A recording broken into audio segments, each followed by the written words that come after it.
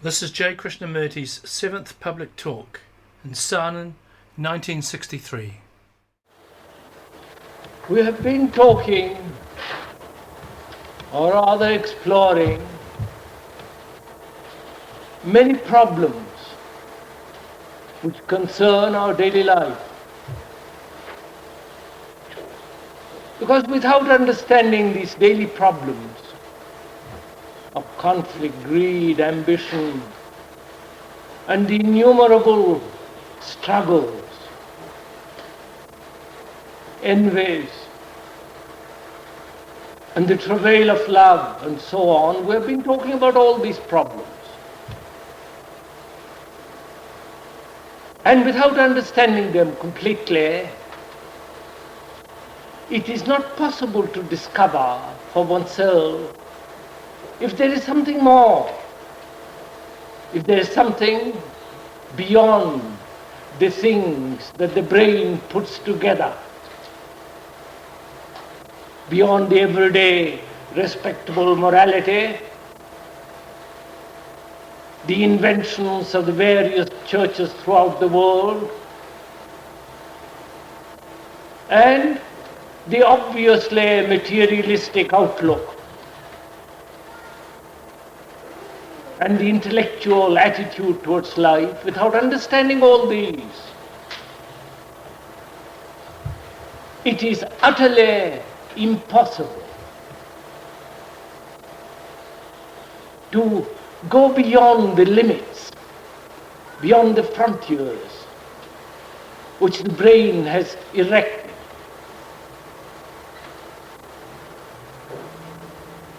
And it seems to me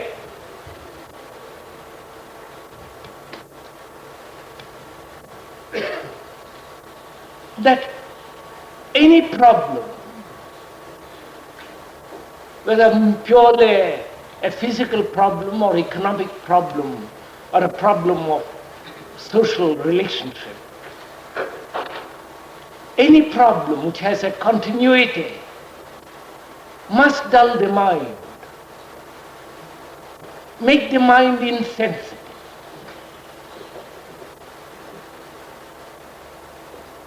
make the brain merely go in circles without ever coming out of this confusion and misery. So it is vitally necessary to understand the problem completely and be finished with it as it arises each day or each minute.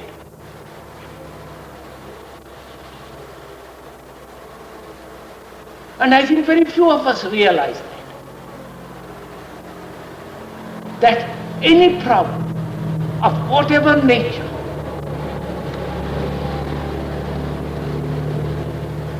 must be dissolved immediately.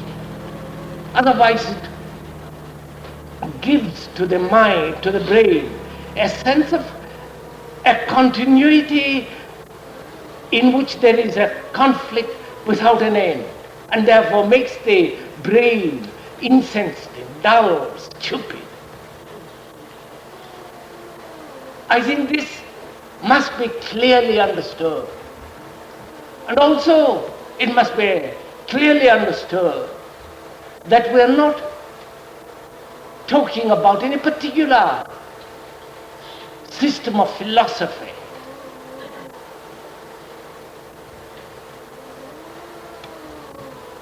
or any particular idea,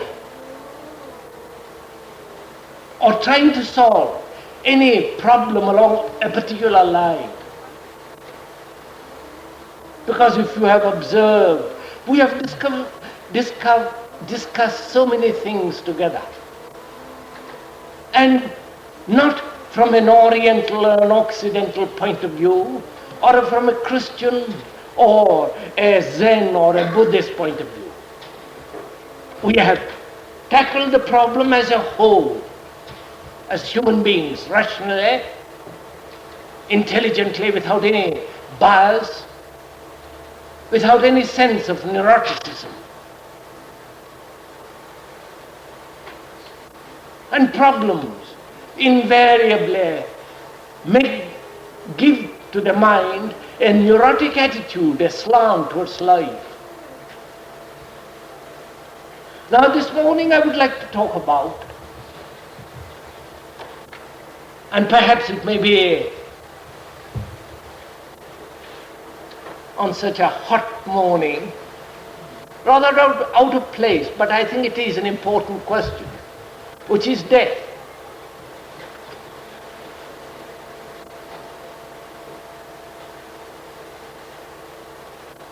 But before we begin to explore into that question,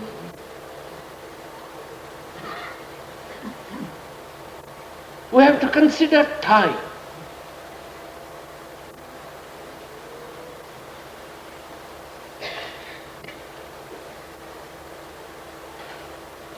And also, death not only of the particular individual, but death as something which exists throughout the world as an idea.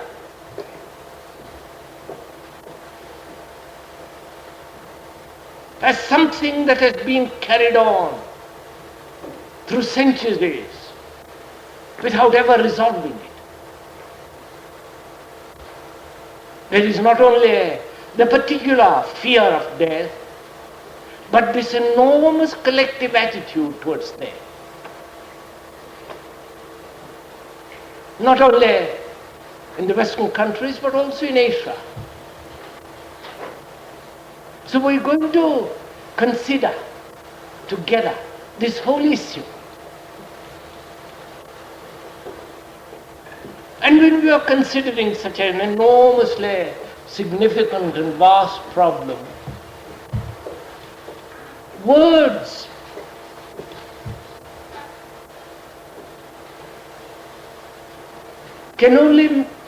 are only intended to communicate, to have communion with each other through words.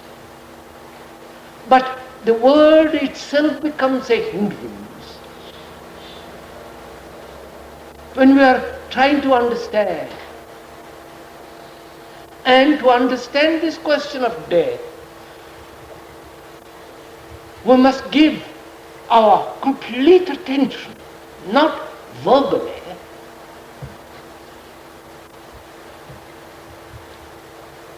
not flippantly or intellectually try to find a raison d'être for existence of death and so on, but to give your complete attention to it. Otherwise, we'll never understand this extraordinary thing called death.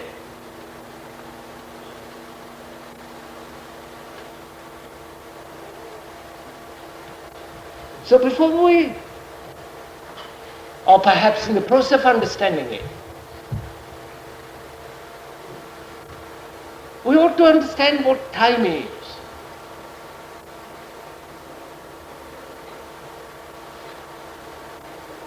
Which is another great factor in our life.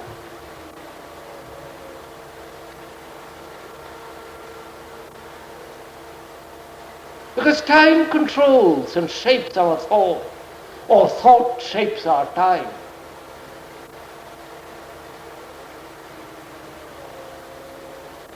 I'm using the word time in the sense not only chronologically by the watch, by the 24 hours yesterday and today and tomorrow, but also psychologically. The time which thought has invented as a means to arrive, to achieve, to postpone.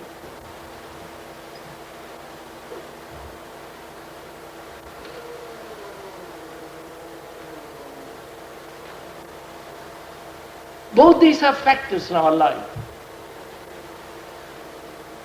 The time that we meet here at 11 o'clock. Of that one has to be aware, otherwise you and I wouldn't be here. We'd be probably a later hour next tomorrow. That time is necessary in the chronological events of our life. So that is a simple, clear matter which need not be gone into very deeply.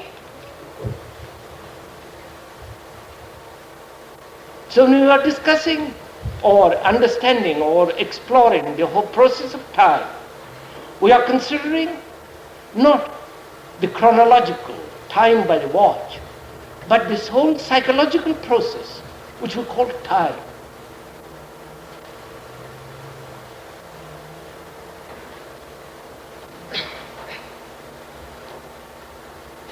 Please, as I have been saying, at every meeting, at every discussion, at every gathering here,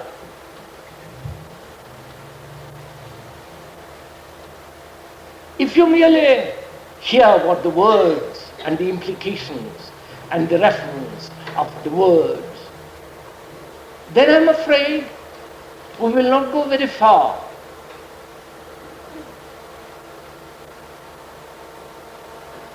Because most of us are slave to words, slave to concepts which the words have put together, a formula. Please don't brush this aside. Each one has a formula, as a concept according to which he is living, an idea, an ideal. Rationalized or irrational or neurotic.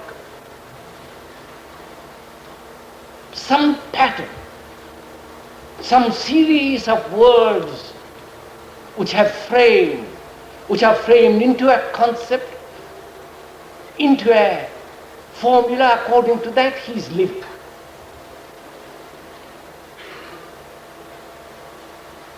And we are. Don't be mistaken about it. To each one of us there is an idea, a pattern according to which we shape our life. But to understand this question of death and life, formulas, ideas and ideations must entirely go.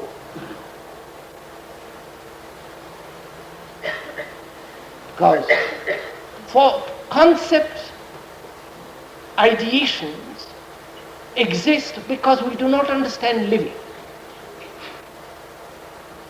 A man who is living totally, completely, without fear, has no idea. His action is thought, and thought is action. They're not two separate things. But because we have divided life and death as two different things in watertight compartments with great space between the two, because we are so afraid of the thing called death,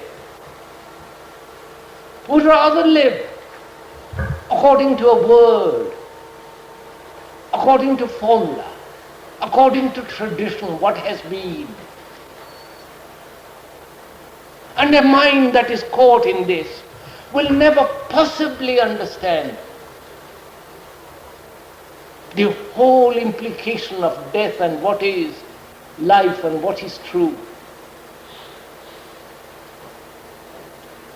So please, when we are inquiring into this question,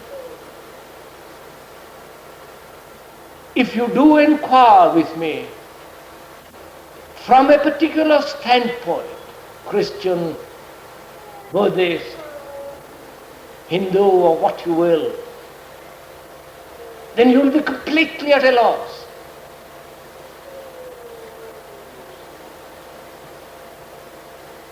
Or bring your various experiences and knowledge, or what you have thought and learned or acquired from books, from other people. If you come with all that, again, you will be not only be disappointed but rather confused. So the man who inquires must first be free of all this. And that's our greatest difficulty.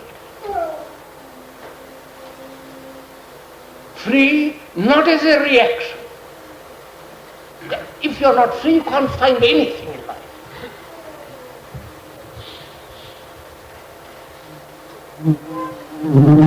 The very essence of understanding is freedom.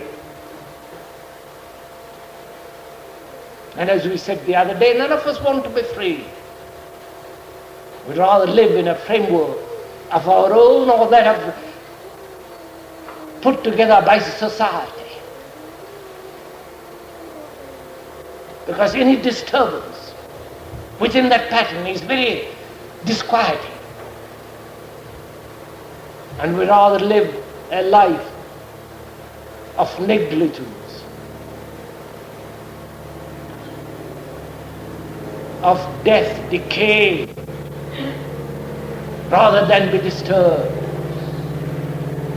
But to inquire into this enormous thing called death, we must not only be aware of the slavery to formulas, concepts,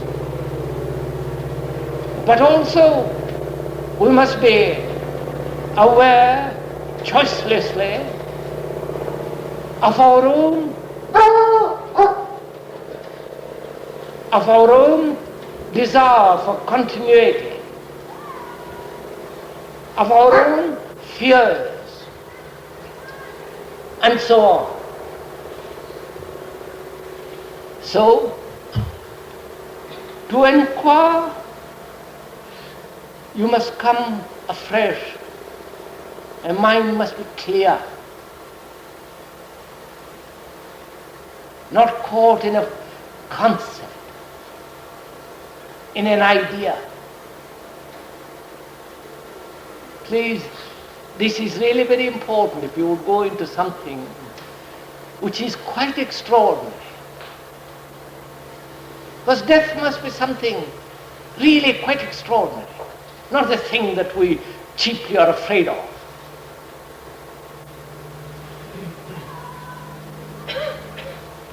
So, psychologically, we are slave to time.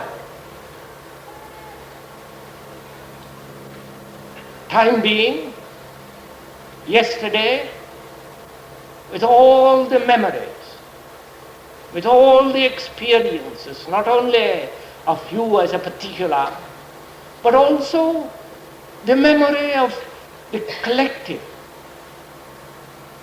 of the race, of the innumerable experiences of man throughout the world. That's the past. With their sorrows, with their miseries, with their joys, with their extraordinary struggle, with life, with death, with truth, with society. That's the past. The yesterday, multiplied by thousands. And there is the present. The present, for most of us, is the continuation of the past through the present to the future.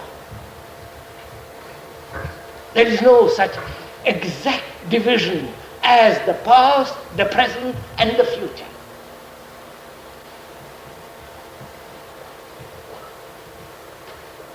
What has been is modified through the present and what will be. That's all we know. The future is modified by the past through the accident of today and with all the experiences, with all the reactions, knowledge, information of today. This is what we call time.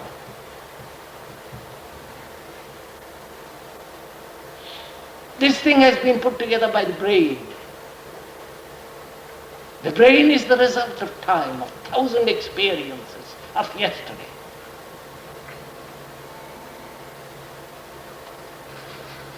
Every thought is the result of time, which is the reaction of yesterday. The memories, the longings, the frustrations, the failures, the sorrow, the impending dangers.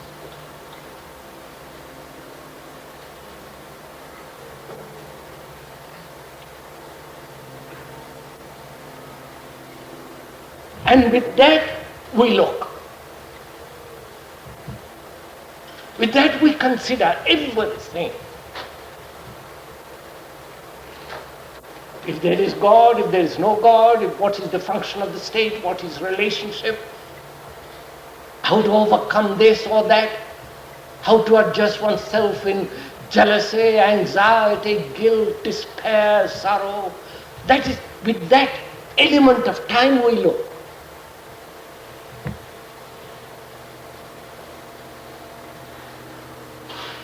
So, whatever we look at with that is distorted. And the greater the crisis, which demands greater attention, and if you look with that past, either you act neurotically, which most of us do, or you build yourself a wall of resistance to avoid. And that's our process of life. Please, I'm only verbally putting things together to expose it.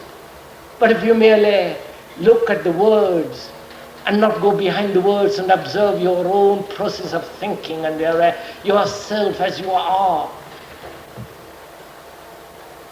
then you won't leave this tent this morning with complete understanding of death, and therefore be free of that fear and enter into something quite different.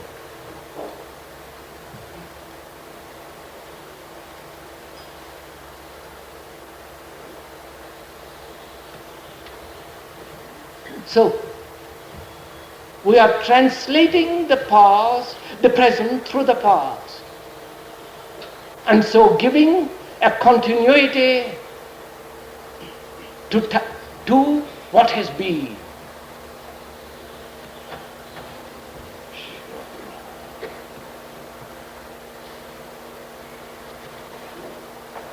I'm afraid somebody has fainted. It's too hot in here.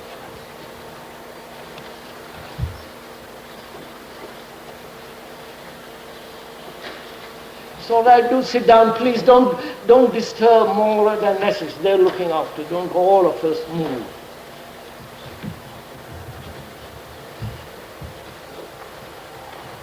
I must go on. Our time is limited.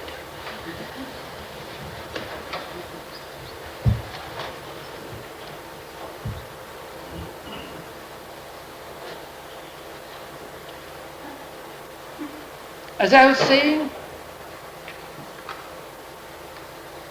for us the present will inquire into what we call the present presently. For us the present is the continuation of the past. Meeting the everyday,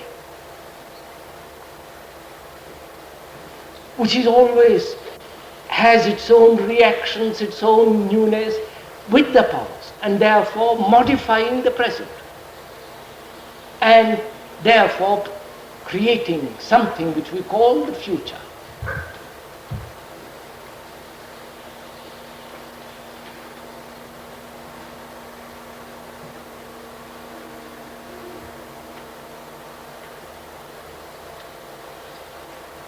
So we know what the future is, at least we envisage.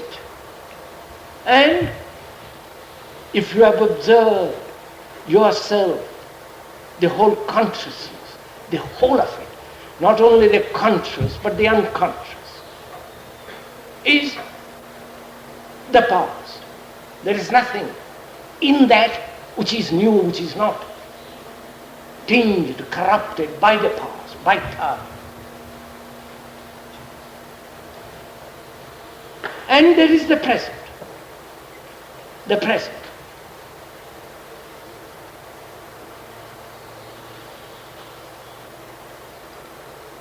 Is there a present without the past?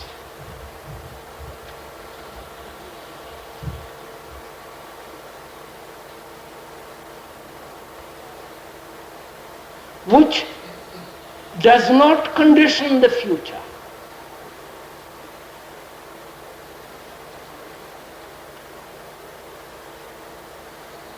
Please, you have to go into this little bit. Probably you haven't thought about this. For most of us,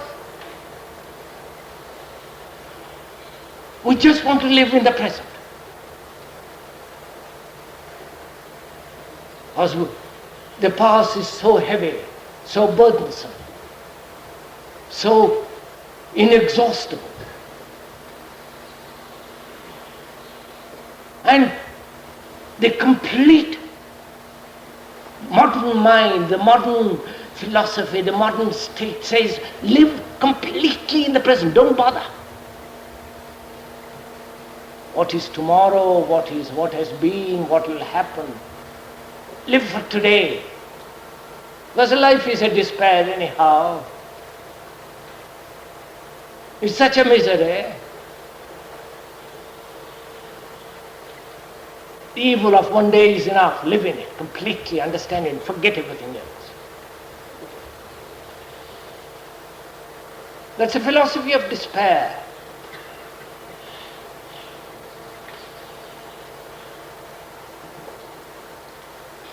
And is it possible to live in the present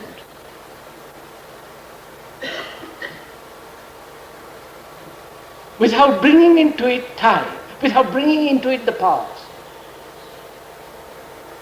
And you can only live in that totality of the present completely when you understand the whole of the past. I don't know if you're capturing this.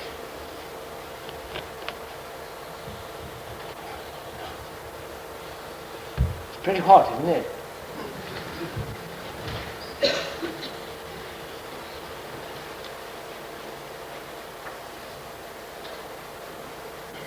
I hope you are working as hard as I'm working.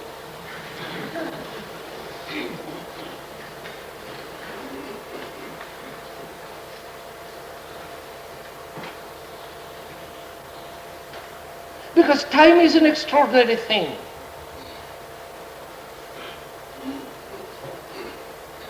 And to die to time is to live in the present. And you can only live in the present if you have understood the past.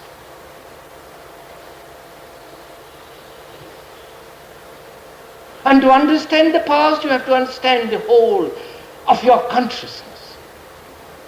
Not only the conscious mind that is operating every day, going to the office and all the rest of it, the technological knowledge, the experiences, the superficial reactions, inquiries and all that, but also the unconscious, the accumulated tradition of the race, of the people, of the group, of a particular family, the name, but also the past, which is the enormous sorrow of man and of the fear of death. That's the past. You have to understand it, which is yourself.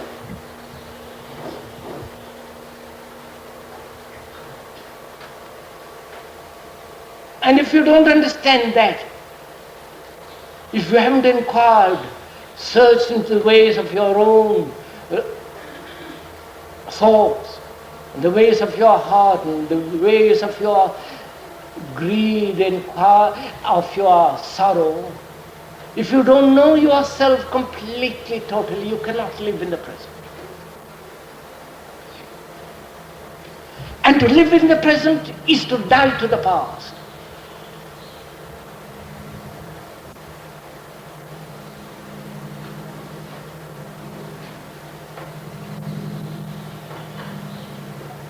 So, in the process of understanding of yourself, you are either free of the past, which is your conditioning as a communist, a Catholic, a Protestant, a Hindu, a Buddhist, conditioned by society, your greeds, your envies, all the anxieties, despairs and sorrows and frustrations.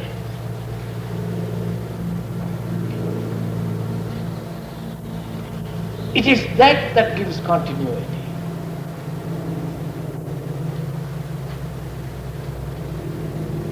Because as we were pointing out the other day, if you do not know yourself, which is your conscious as well as your unconscious states, layers, all your inquiry will be twisted, given a bias. You will have no foundation for your rational, clear, logical, sane thinking.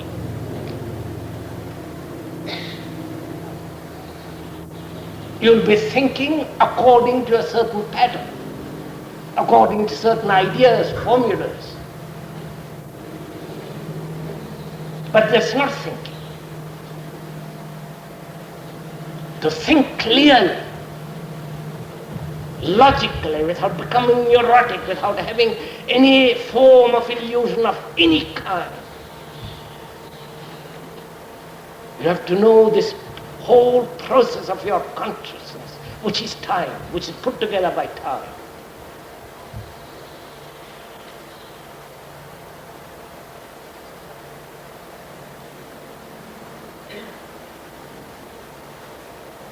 And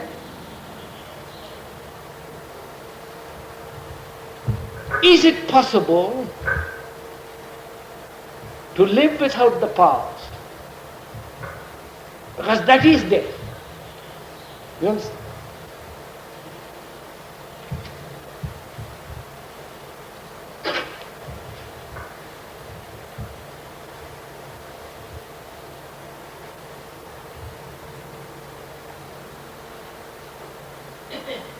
We'll come back to this question of the present. When we have asked ourselves, what is there? What is there? Please ask yourself. This is a question whether for the young and for the old, for the grey hair and for the dark hair.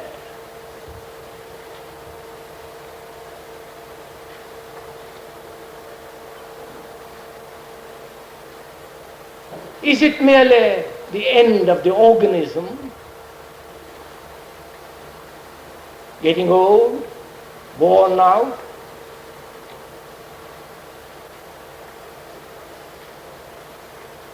Is that what we are frightened of? Is that what we want to continue? Or is it a different form of continuance that we are craving?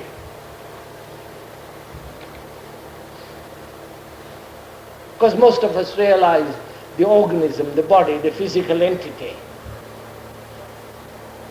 through various pressures, influences, conflict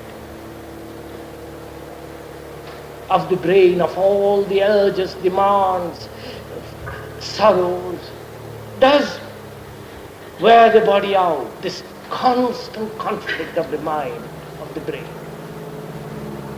does wither, bring about a decay of the organism.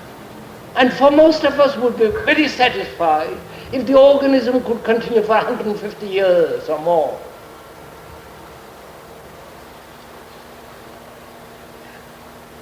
And probably the doctors will, and the scientists together will find out some way of prolonging the agony in which most of us live.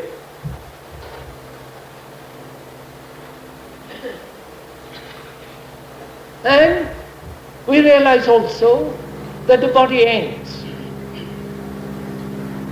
It dies. The physical organism comes to an end. Because it's like any machine, it's been worn out. Then there is the other question, which is, for most of us, death is something much deeper. And all religions promise something beyond death.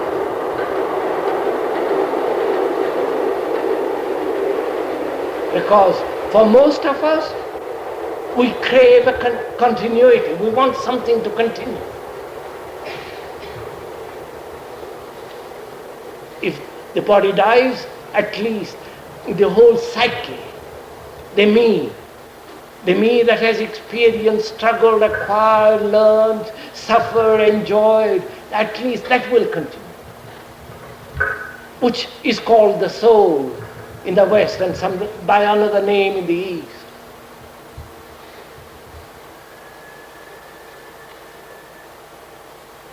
So what we are concerned is with continuity, not with death. We don't want to know what death is. We don't want to know the extraordinary miracle of death. The beauty, the depth, the vastness of something which we don't know. We don't want to inquire, find out. All that we are craving is, I want to continue. I have continued during this life for 40, 60, 50, 100 years. My house, my family, my children, my grandchildren, going to the office and the quarrels, the sexual appetites, all that. I have lived and I have continued in that. Let me go on. That's all we are concerned. And we know there is death, the ending of the physical, and we say, now, I must have some belief in the continuity of myself. So we have beliefs, we have dogmas, resurrections, reincarnation, 1,000 ways of escaping from this reality.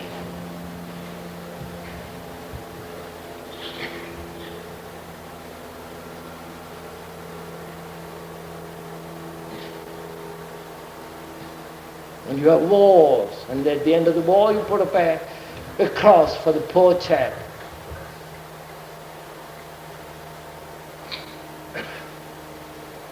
And this goes on, and this has been going on for millennia after millennia. Because we have never really given our whole being to find out what death is. We approach death with this condition that I must have a continuity. That is, I must continue in the known. That is, in the known of my memories, of my experiences, of my struggles, of my fulfillments, frustrations, my ambitions, the name, the property, that's the known. And I want that to continue.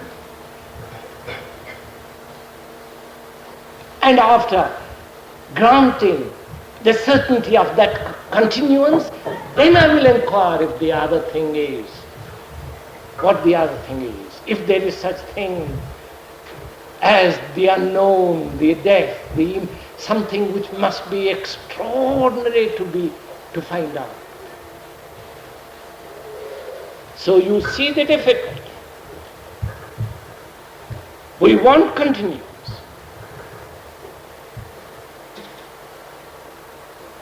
We have never inquired what is continuous?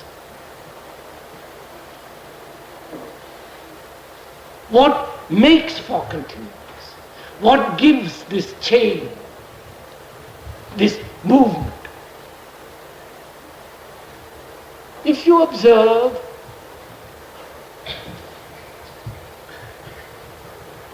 thought alone gives continuous. Nothing else.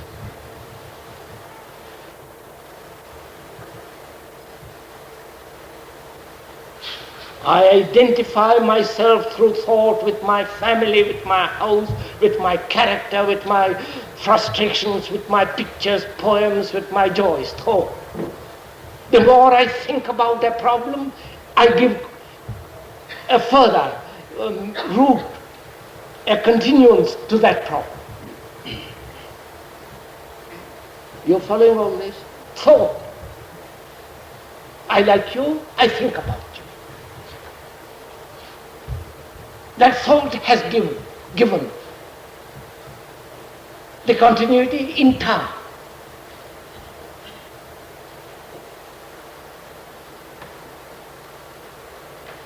So if you didn't think, that is, you thought for the moment, at the moment, and dropped thinking.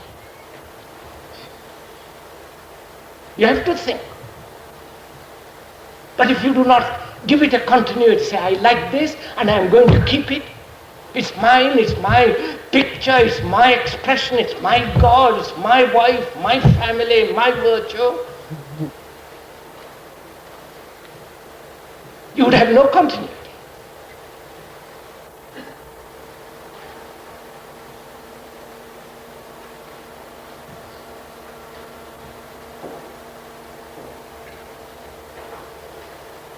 But if you think clearly,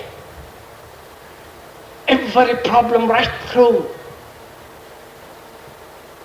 and there is not the pleasure which you want to keep and the pain which you want to get rid of. Both you think about. Both you try, one you avoid, one you try to keep. So thought gives continuity to both.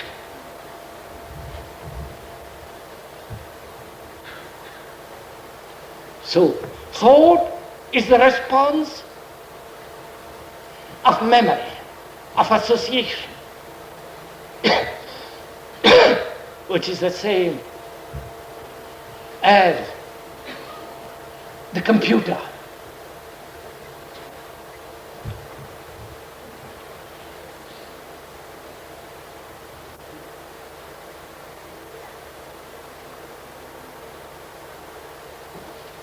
So you come to that point. That is, we do not know, we do not want to know, we do not want to find out what death is. We want to continue in the known.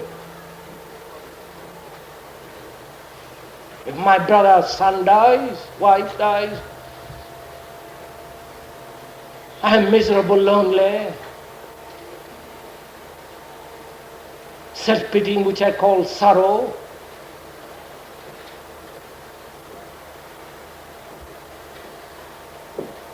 And I live in that messy, confused, miserable existence which I call life. And I divide life from death. Because life I know. The life of quarrels, bitterness, despair, disappointment. The frustrations, the humiliations, the insults, all that I know. And death I don't know, so I divide it.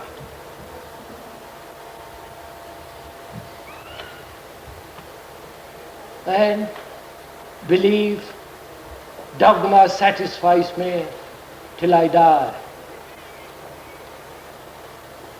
And that's what, for most of us, takes place. Now,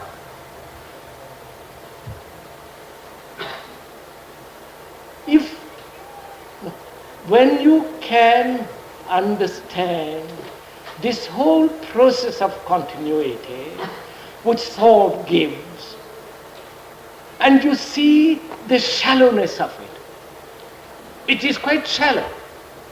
It is nothing mysterious, nothing extraordinary and noble. Then you function like mechanically where thought is necessary. Unemotionally, unsentimentally, clearly, logically, sanely, without this constant urge to fulfill, to be somebody. When that is clearly understood, then you will know how to live in the present. Then the living in the present is dying.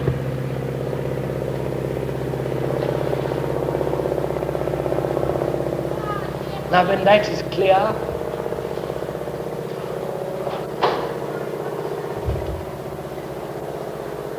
you can then inquire, your mind then, being unafraid, without any illusion. You understand? That's absolutely necessary, without any illusion. An illusion exists only as long as there is fear.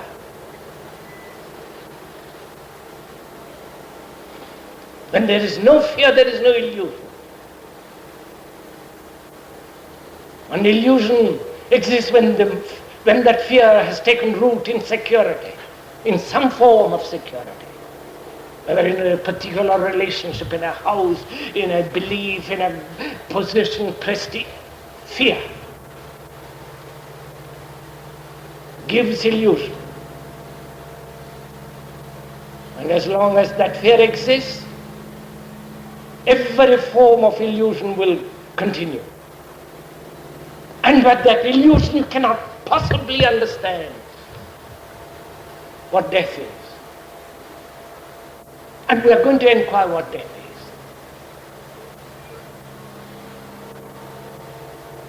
At least I'll inquire, I'll expose it, but you can only understand it, live with it completely, know the deep, full significance when there is not fear and illusion. Which means that you are living so completely in the present. Not functioning mechanically in a habit of memory.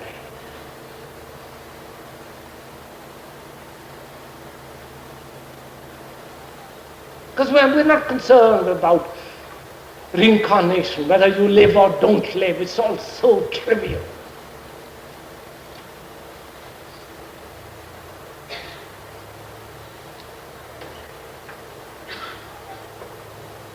That we have understood the triviality of the demand to continue, which is merely the process of thinking. The machine that can continue.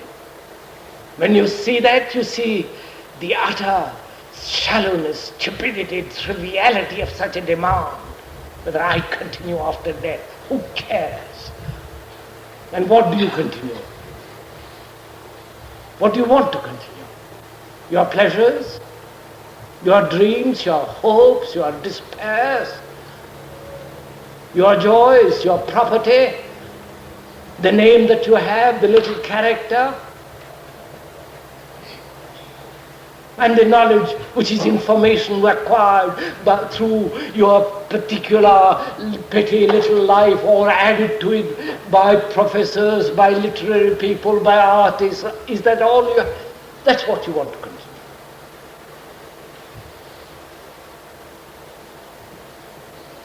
Now when you have finished with all that, and you have to finish. You have to finish all that surgically, like a surgeon operates with a knife.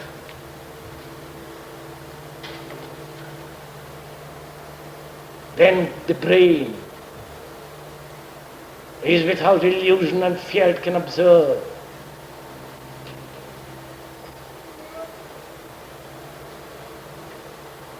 Whether you are old or young doesn't matter. Then you can observe and understand what death is.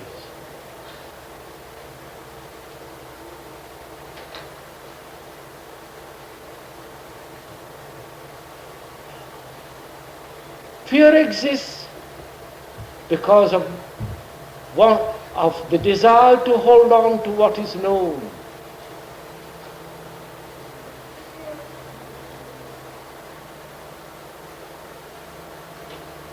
The known is the past, living in the present, modifying the future tomorrow.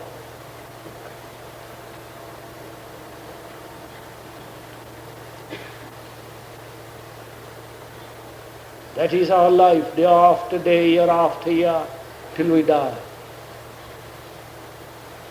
How can such a brain or a mind understand something which has no time?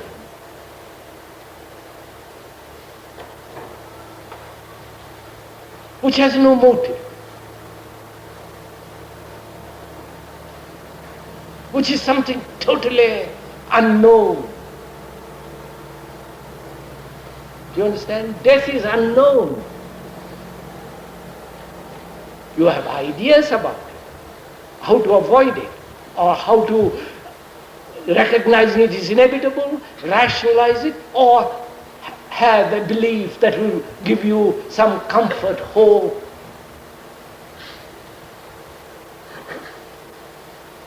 But a mind, a mature mind, without fear, illusion, without this stupid search for self-expression and continuity, such maturity can then look and find out what death is.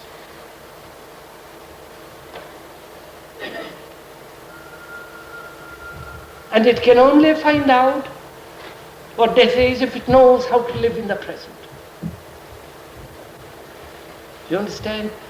Please follow this. How it can live in the present. Not with despair,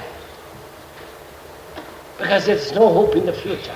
Therefore it says, today is not for me.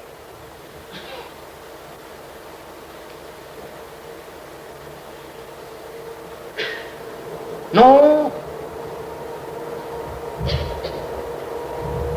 Can it avoid? Nor does it avoid the past and the future, and therefore blind itself to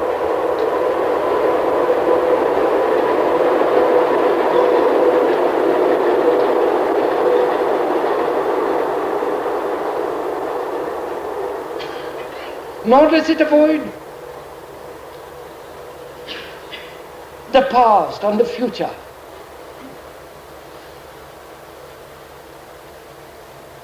But because it has understood the past, its total consciousness, which is the collective, which is not only the individual but the whole.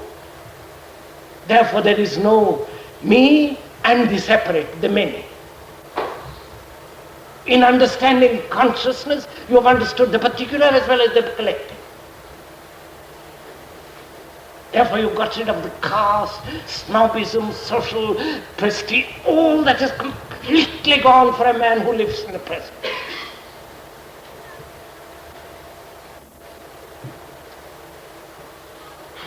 And that is dying to everything known.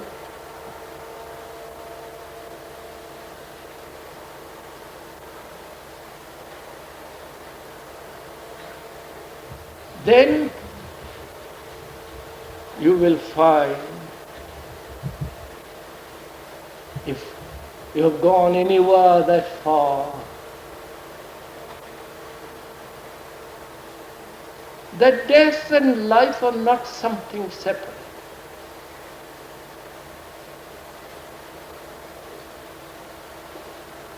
Because you are living. You are living totally, completely in the present.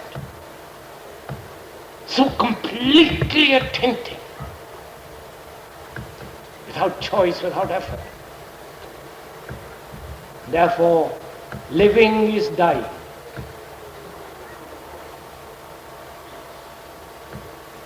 Because what has continuity can never be created. It's only that which ends knows what it is to create.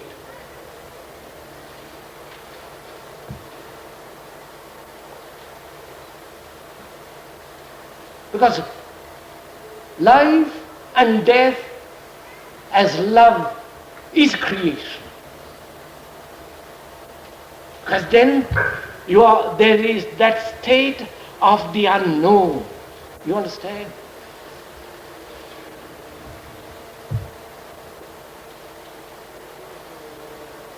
Because death is the unknown as truth and love and creation.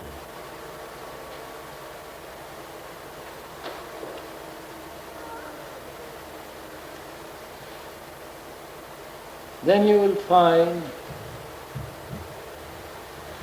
a mind that is so completely mature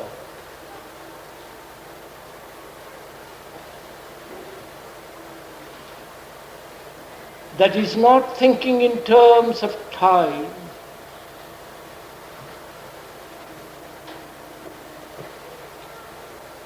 is dying every minute because it's living in that present every minute.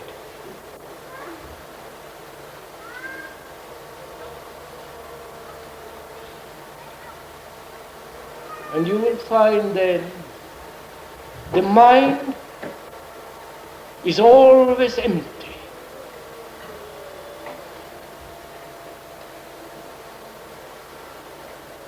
And from that emptiness, you look, you observe, you breathe, you understand.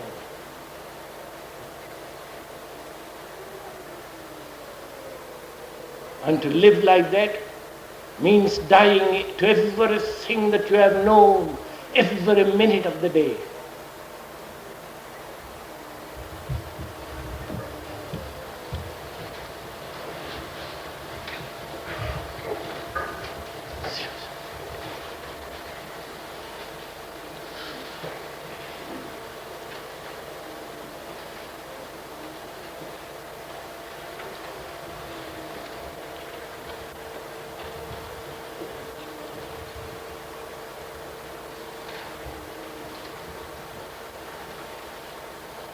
Any questions you want to ask and discuss about this thing that we've been talking about?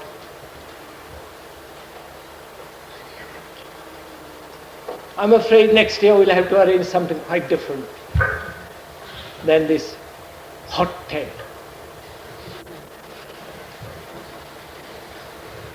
And we're going to.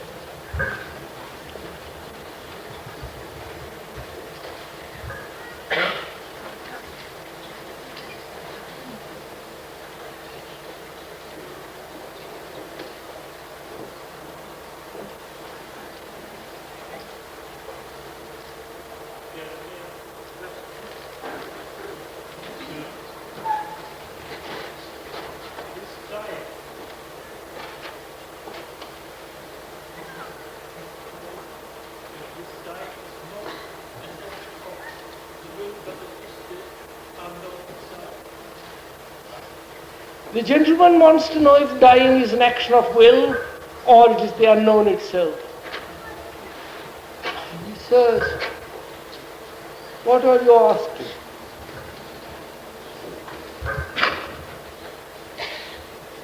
Have you ever died to your pleasure?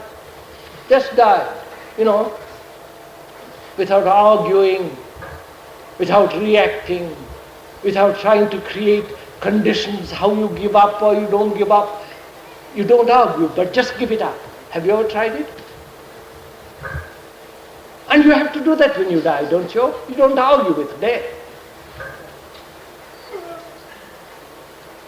You don't say to it, give me a few more days to live.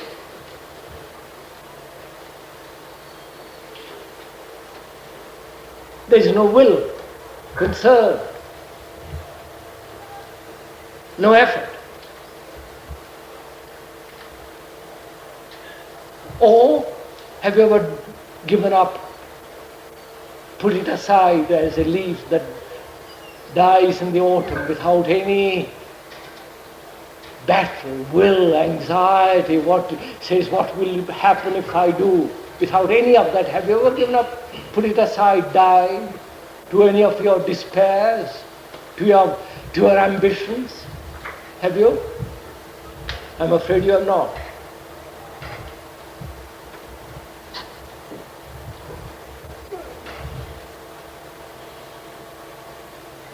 When you leave this tent, die to something that you know, that you cling to.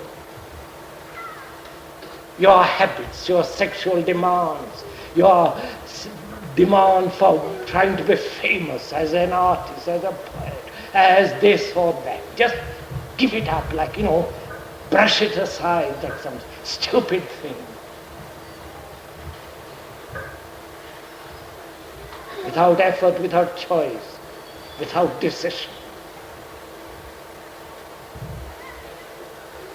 Then you will know, if you really give it up so completely, die to it, you will know what it means to live in the moment so supreme.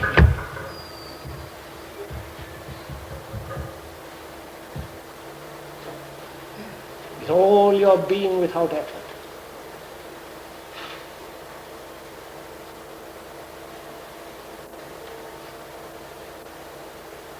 Then perhaps in that dying, totally, not just giving up cigarette or drink. And don't make that into a tremendous issue either. When you die totally, then you will know, or perhaps a door will open into the unknown.